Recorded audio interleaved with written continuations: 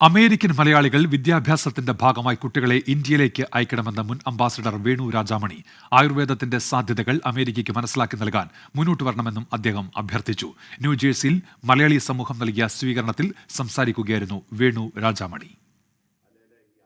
Netherlands അംബാസഡറായി സേവനമനുഷ്ഠിക്കുമ്പോൾ ആയുർവേദത്തിന്റെ പ്രചാരണത്തിനായി ഏറെ ശ്രമിച്ച കാര്യം വേണു രാജാമണി ചൂണ്ടിക്കാട്ടി. ന്യൂജേഴ്സിയിലെ ശാന്തിഗ്രാം പോലുള്ള സ്ഥാപനങ്ങൾ ഇക്കാര്യത്തിൽ ഏറെ മുന്നേറി. ആയുർവേദത്തിന്റെ സാധ്യതകൾ പരിശോധിക്കാൻ ഇന്ത്യൻ കോൺസുലേറ്റിൽ പ്രത്യേക യോഗം ചേർന്നതായും അദ്ദേഹം പറഞ്ഞു. ഞാൻ നെതർലൻഡ്സിൽ അംബാസഡർ ആയിരുന്നപ്പോൾ ഒരുപാട് ആയുർവേദത്തിന്റെ പ്രചാരത്തിനായി ശ്രമിച്ചിട്ടുണ്ട്. ഡോക്ടർ ഗോപിനാഥൻ നായർ വന്ന് ശാന്തിഗ്രാമിന്റെ കഥ കേട്ടപ്പോൾ സത്യം പറഞ്ഞാൽ എനിക്ക് ഒരു കോരിത്തരിച്ചുപോയി. സ്വീകരണ യോഗത്തിൽ കേരള ചേംബർ ഓഫ് കൊമേഴ്സ് മുൻ പ്രസിഡന്റ് ഡോക്ടർ ഗോപിനാഥൻ നായർ അധ്യക്ഷനായി. അമേരിക്കയിൽ ആയുർവേദ ചികിത്സ നടപ്പാക്കാൻ നേരിടേണ്ടി വന്ന ബുദ്ധിമുട്ടുകളെക്കുറിച്ച് അദ്ദേഹം പറഞ്ഞു. ലോക കേരള സഭയിൽ കൂടുതൽ അമേരിക്കൻ മലയാളികൾ വരേണ്ടതിന്റെ ആവശ്യകതയെക്കുറിച്ച് മുൻ ഫോമ പ്രസിഡന്റ് അനിയൻ ജോർജ് വിശദീകരിച്ചു. അമേരിക്കൻ സന്ദർശനത്തിനായി എത്തിയ വേണു രാജാമണിയെ 24 USA head of operations Madhu Kottarakkara സദസ്സിന് പരിചയപ്പെടുത്തി.